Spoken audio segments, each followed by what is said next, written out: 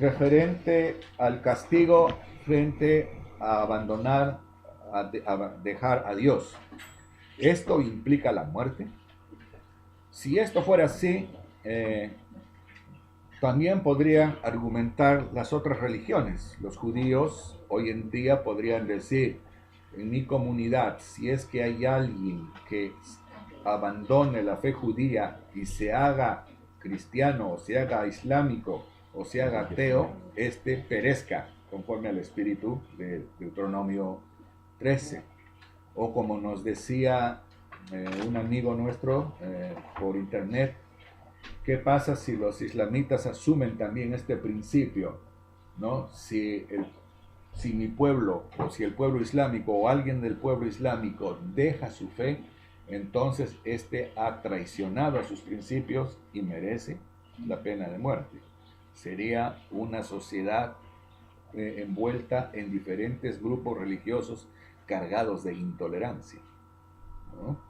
¿Cómo se interpreta esto en el contexto histórico del siglo XV antes de Jesucristo, cuando ellos están entrando a la tierra prometida, y cómo esto fue llevado a lo largo del periodo del Antiguo Testamento y posteriormente cómo esto es tratado por el propio Jesucristo y los apóstoles en el Nuevo Testamento?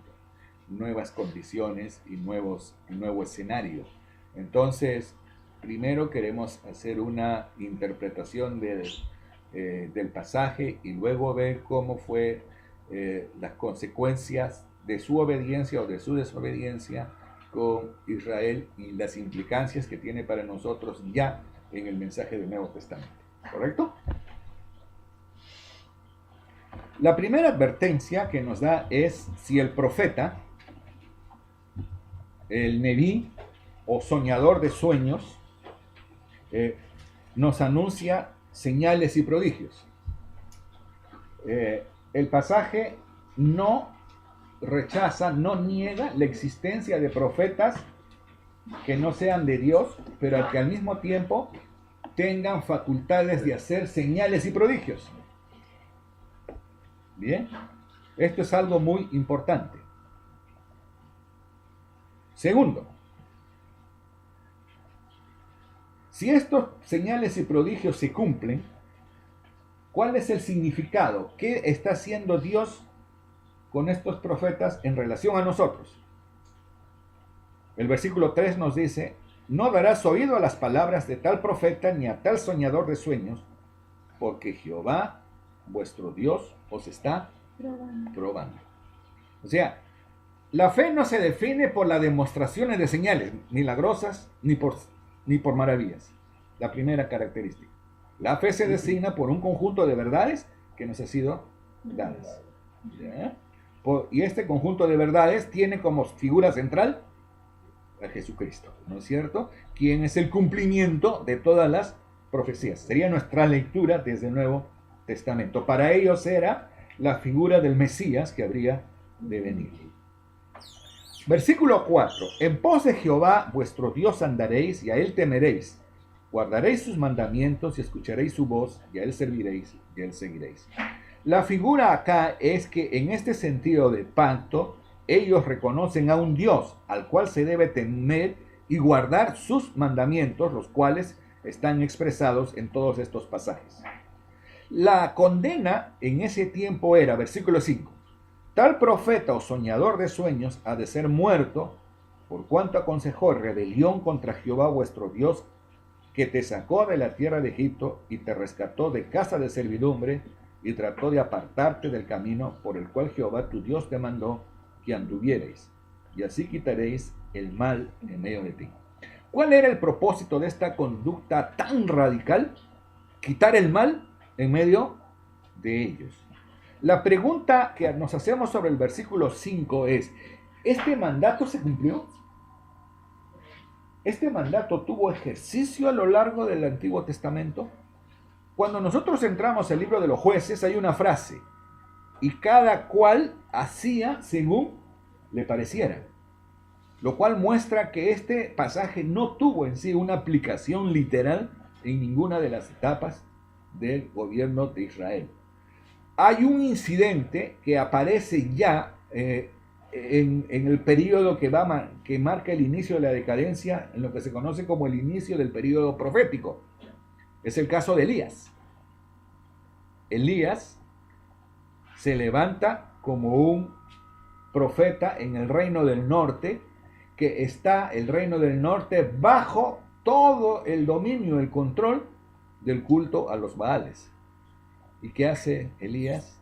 Entra en duelo con los Baales y les dice: hagamos nuestros cultos, hagamos nuestros sacrificios y veamos quién es el Dios verdadero, si es el Dios de ustedes o es el Dios de Israel. Y sabemos la historia de que Dios respondió mediante lenguas de fuego a Elías. ¿Y qué hizo Elías? Ordenó la muerte de 450 sacerdotes baales que habían ahí. No tenemos otro caso similar en el Antiguo Testamento. Bien. Ahora, el otro factor, versículo 6. Si te incitare tu hermano, hijo de tu madre, o tu hijo, tu hija, tu mujer o tu amigo íntimo, diciendo en secreto: vamos y sirvamos a dioses ajenos que ni tú ni tus padres conocisteis, de los dioses de los pueblos que están en vuestros alrededores, cerca de ti o lejos de ti, desde un extremo de la tierra hasta el otro extremo de ellos. No consentirás con él, ni le prestarás oído, ni tu ojo le compadecerá, ni tendrás misericordia, ni lo encubrirás, sino que lo matarás. Tu mano se alzará primero sobre él para matarle. La figura, en el fondo, encontramos que no se cumplió, pero sí nos enseña una advertencia. La fidelidad de Dios está por encima de la fidelidad incluso a los familiares de sangre, ¿no? Que no debemos fácilmente caer en las relaciones de aceptación que comprometen lo más sagrado del pacto que tenemos en nuestra vida y el sentido de nuestra vida, nuestra relación con Dios. Y el versículo 12 señala que aún puede darse el caso en el lugar en que ellos van a ocupar, que Dios ha permitido que un pueblo, toda una población, ya ha aceptado el culto a un Dios pagano. Versículo 12. Si oyeres que se dice de alguna de tus ciudades que Jehová tu Dios te ha dado para vivir en ellas, que han salido en medio de ti hombres impíos y que han instigado a los moradores de su ciudad diciendo: vamos y sirvamos a dioses ajenos, que vosotros no conocisteis, tú inquirirás y buscarás y preguntarás con diligencia, y si pareciere verdad, cosa cierta, que tal abominación se hizo en medio de ti, irremisiblemente herirás a filo de espada a los moradores de aquella ciudad, destruyéndola con todo lo que en ella hubiere, y también matarás sus ganados a filo de espada. Implica ya toda una población, lo cual también Dios en ese momento ordenaba. Ahora, la característica de estas conductas eran las conductas de anatema, de maldición. El versículo 16. Juntarás todo su botín en medio de la plaza y consumirás con fuego la ciudad y todo su botín, todo ello, como holocausto a Jehová tu Dios, y llegará a ser un montón de ruinas que para siempre nunca más será edificado. El 17. No se pegará tu mano nada del anatema, no tomarás nada. Todo esto es maldito, debe ser quemado. Para nuestro significado sería: no asumirás nada de lo que tiene que ver con cultos a dioses paganos. En este sentido, ellos debían cortar radicalmente con el culto a los dioses que estaban en Canaán o los dioses de los imperios que iban a empezar a florecer. La historia del Antiguo Testamento, lo que algunos eruditos llaman la historia del deuteronomista, porque si ustedes notan, los libros de Samuel y Reyes son un relato histórico que tiene como trasfondo el conjunto de normas que Dios está dando en Deuteronomio. Y cuando el escritor dice, y este rey hizo lo bueno delante de Dios, o este rey hizo lo malo delante de Dios, está refiriéndose a patrones éticos que están vinculados a la norma hecha en Deuteronomio. Encontramos reyes piadosos que se encargaron de erradicar el culto pagano en Israel. Podemos mencionar entre los más famosos a Ezequías, ¿no? En el periodo de Isaías. Podemos encontrar a Josías, que es el último, para el año 620, ¿no? Él muere el año 609 antes de nuestra era. Y de allí se viene la catástrofe total para el reino de Judá. La figura es de que abandonar a Dios tras ir tras dioses extraños nos lleva a una inmensa tragedia que es digna de muerte. Hoy en día no vamos a sancionar a nadie con la pena de muerte porque él mismo se la está infligiendo para su propio daño. Sin embargo, debemos estar presentes de la importancia de ser celosos con la palabra de Dios. Israel no lo fue. Y quiero que veamos las consecuencias en las postrimerías del reino de Judá para los años de 590 antes de Cristo. Vamos a Jeremías capítulo 15.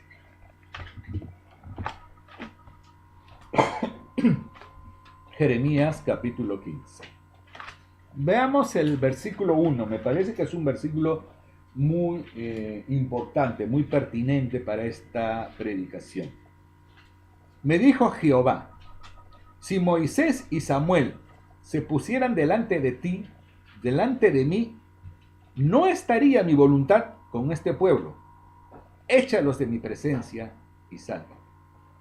Y si te preguntaren, ¿a dónde saldremos? Les dirás, así ha dicho Jehová, el que a muerte, el que a espada, espada, el que a hambre, hambre, y el que a cautiverio, a cautiverio.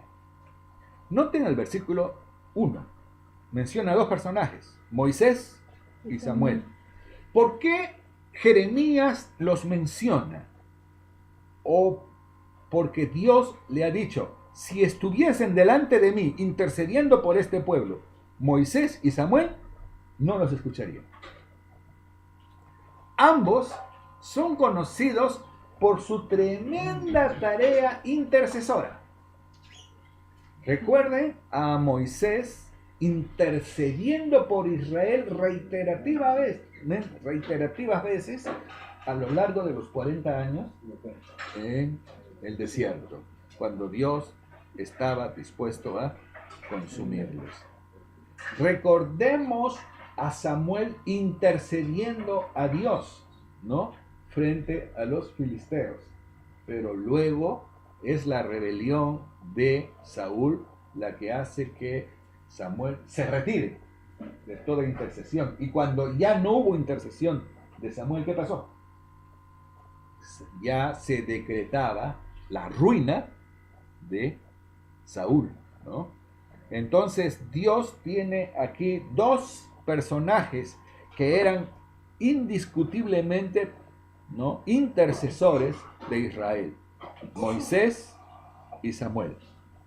Y él dice, si en estas coyunturas y en estos momentos Moisés y Samuel se pusieren delante de mí, no los escucharé, sino que echaré a este pueblo, ¿no?, a 4 eventos. ¿Cuáles son los eventos? 1, muerte, espada, que es violencia, hambre y cautiverio. ¿Ya? Esta profecía Jeremías la da. ¿Por qué razones? Versículo 5. ¿Cómo es que Dios ahora le pierde la compasión al pueblo de Judá? ¿Quién tendrá compasión de ti, oh Jerusalén? ¿Quién se entristecerá por tu causa? ¿O quién vendrá a preguntar por tu paz? Tú me dejaste, dice Jehová, te volviste atrás. Por tanto, yo extenderé sobre ti mi mano y te destruiré. Estoy cansado de arrepentir. Noten la frase. Tú me abandonaste, dice Jehová. ¿No?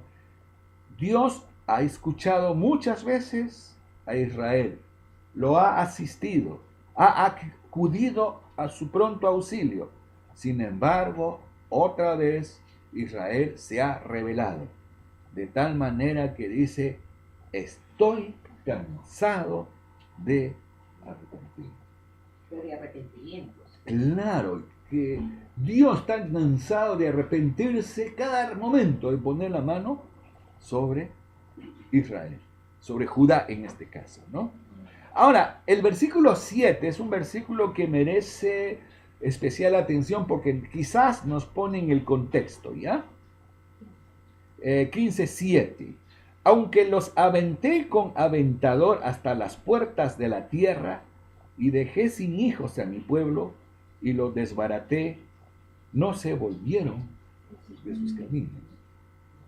Dice que los ha aventado con aventador. En la trilla, ¿conocen?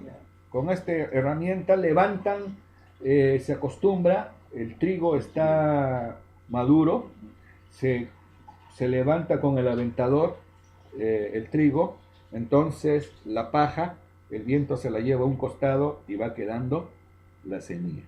Lo que él ha hecho como tal aventador, Dios ha expulsado a su pueblo, dice, ¿hacia dónde? Hacia las puertas de la tierra. Esto puede estar hablando, nos puede estar diciendo acerca de dos acontecimientos que se dan en el libro de Segunda de Reyes. Vamos a Segunda de Reyes, capítulo 24.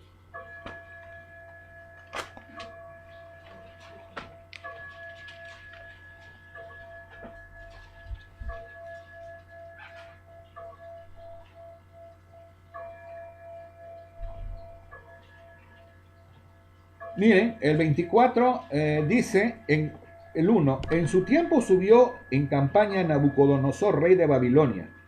Joacim vino a ser su siervo por 3 años, pero luego volvió y se rebeló contra él.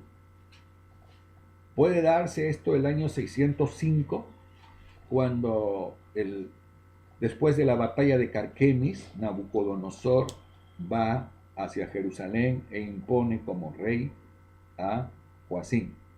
Pero Joacim se rebela, ¿no?, contra él. ¿Y qué sucede? Jehová envió contra Joacim tropas de caldeos, tropa de sirios, tropa de moabitas y tropa de amonitas, los cuales envió contra Judá para que la destruyesen conforme a la palabra de Jehová que había hablado por los siervos, los profetas. ¿Ya? Esto se dio entonces el año 603 y sería la primera, el primer exilio. Dios permite que salgan los primeros exilados. En este exilio sale Daniel, ¿ya?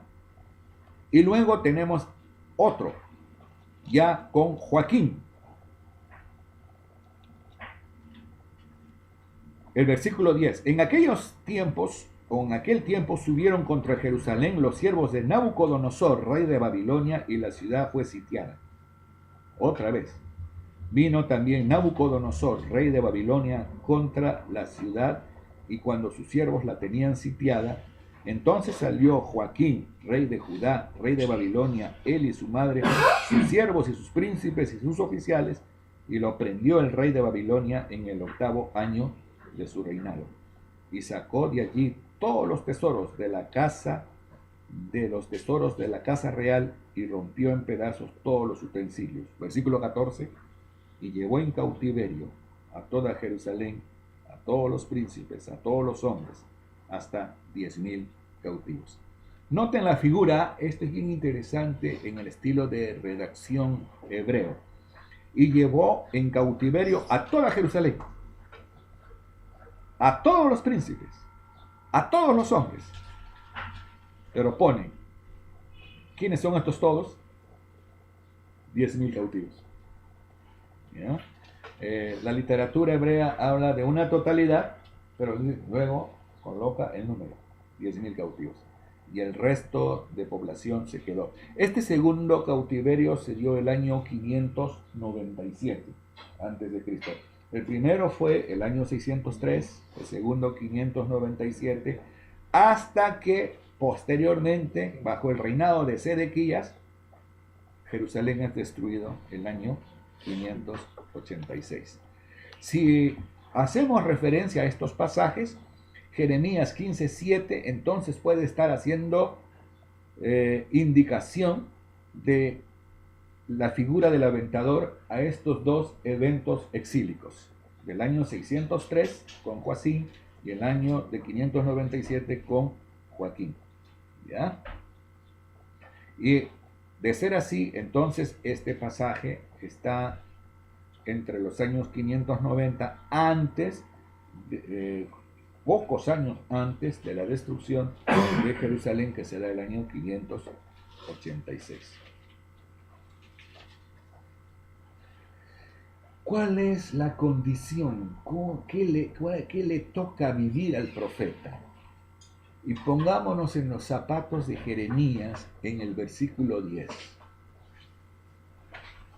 ¡Ay de mí, madre mía, que me engendraste, hombre de contienda y hombre de discordia para toda la tierra! Nunca he dado ni tomado en préstamo y todos me maldicen. Estamos viviendo tiempos turbulentos, ¿no? Es un tiempo de la hegemonía del capital de la manera más brutal. Nos sentimos más desamparados los que pertenecemos al sector laboral, al sector informal y al sector de los desocupados, ¿no? Las condiciones de sobrevivencia se han vuelto muy tensas, muy difíciles. El mal de nuestro tiempo es el estrés, ¿no? La presión continua para conservar nuestro lugar de trabajo, ¿no? Y a veces decimos, ¿por qué no vivimos, si hubiésemos vivido en otro tiempo más tranquilo, más calmado, ¿no? Donde los derechos del trabajador eran reconocidos y donde hubiésemos disfrutado un poco el fruto de nuestro trabajo? Porque ahora no lo hacemos, ¿no? ¿Qué es lo que menciona Jeremías? El tiempo que Dios me ha traído es un tiempo fatal. Mi padre me ha engendrado para que yo sea un hombre de contiendas, un hombre de conflictos. No he tenido deudas con nadie, pero todos me odian. ¿Por qué? Porque Jeremías fue fiel al mensaje de Dios. Y este mensaje chocaba contra las posturas, las posiciones de muchos dentro del pueblo de Israel. Políticamente había un fuerte sentido anti-babilónico. Parte de la población de los nobles de Israel consideraban de que debían levantarse en rebelión contra Babilonia. Pero Dios le había dicho a Jeremías, di a este pueblo que no se rebele, porque yo ya los he entregado en manos de Babilonia. Y justamente por rebelarse contra Babilonia, ellos precipitan su destrucción. Y como Jeremías les recrimina esta acción premeditadamente loca, se gana el odio y lo meten a la cárcel. Lo meten a una cisterna. La historia dice que fue Nabucodonosor quien ordenó a Jeremías sacarlo de la cárcel. Entonces, él siente que su ministerio se da en un conflicto de intereses muy agudo y que ser fiel a Dios no le lleva beneficio, sino le lleva más bien enfrentamientos con su propio pueblo. Pero él entiende algo. la decisión de Jehová ya ha sido tomada y va a usar a los babilonios. Versículo 12. ¿Puede alguno quebrar el hierro del norte y el bronce? Hace figura a las tropas de Nabucodonosor. Dios está usando estas tropas. ¿Puede alguien quebrarlos? Y entonces dice sobre Judá, versículo 13, tus riquezas y tus tesoros entregaré a la rapiña sin ningún precio por todos tus pecados y en todo tu territorio. Podríamos decir lo que dice posteriormente el escritor de Hebreos. Horrenda cosa es caer en manos del Dios vivo. Ellos pagaron las consecuencias con sus vidas sobre este hecho de desobediencia. Dios en estos tiempos no nos exige que matemos a aquel que venga a enseñarnos a seguir o a inducirnos a seguir a otro Dios que no sea el Dios de Israel, el Dios de Abraham, el Dios de Jacob, el Dios de Jesucristo. Él dice, no hagamos esto, pero si somos infieles, horrenda cosa es caer en manos del Dios vivo. Y nuestro castigo será peor que lo que sucedió en los tiempos de Jeremías. Aunque Jeremías vivió en un periodo tan angustioso, lleno de tensiones, que él mismo dice, madre mía, ¿por qué me trajiste a este mundo? En las dificultades, Jeremías clama a Dios. Y dice en el versículo 17, 15-17, no me senté en compañía de burladores, ni me engreí a causa de tu profecía. Me senté solo porque me llenaste de indignación. Dios le dio la profecía a Jeremías y él no fue inmaduro para sentirse engreído. Fue todo lo contrario, se sintió de indignación porque su pueblo, teniendo el mensaje oportuno, el mensaje a tiempo y fuera de tiempo, como diría Pablo, no escuchó, lo rechazó. Y más bien arremetieron contra Jeremías. En esas condiciones, ¿cuál es la posición del profeta? ¿Callar? ¿Qué pasa si todos están en contra de nosotros? ¿Debemos callar o debemos seguir predicando? ¿Debemos ser fieles a Dios o debemos ser fieles a los hombres? Miren, ahí está el tema de la fe. Y el versículo 19 es un encargo que ahora tiene que gravitar en nuestras mentes y debe aterrizar, hermano, en nuestros corazones. Porque Jehová, quien habló a Jeremías, también esta mañana nos da el mismo mensaje.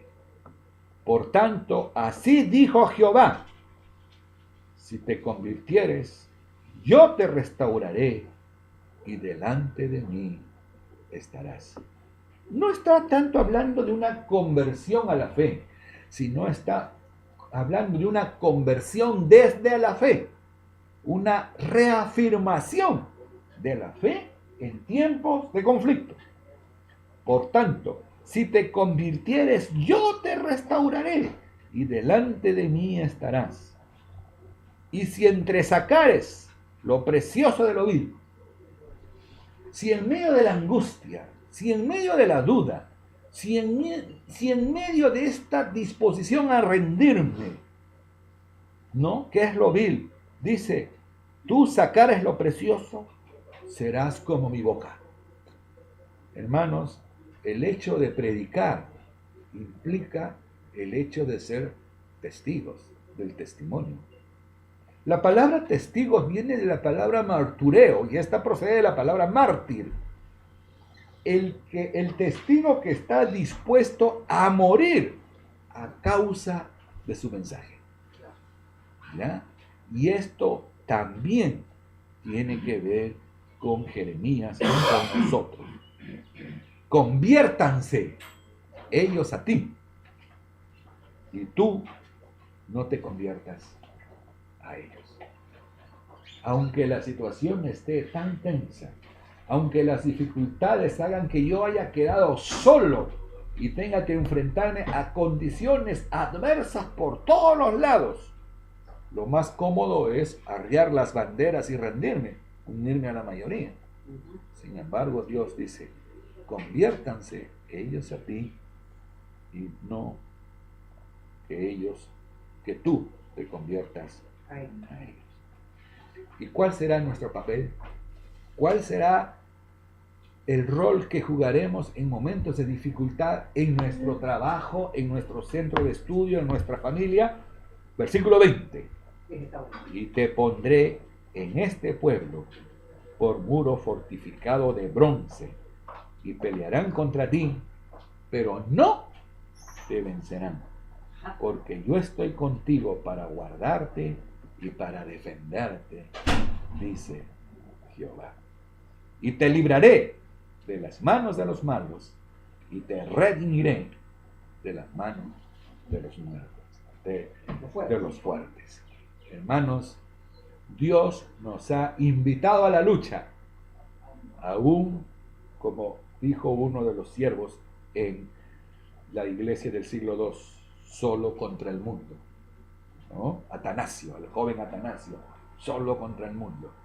Pero Dios lo protegió y lo hizo muralla frente a todos. Que nuestro nombre pueda prevalecer, no solo, hermanos, en el libro de la vida, sino en la vía del testimonio en esta tierra por nuestra fidelidad. Que ellos se convierten a nosotros y no nosotros nos convirtamos a ellos. Bien, pongámonos en pie, vamos a entonar el himno. No te dé temor hablar por Cristo mismo.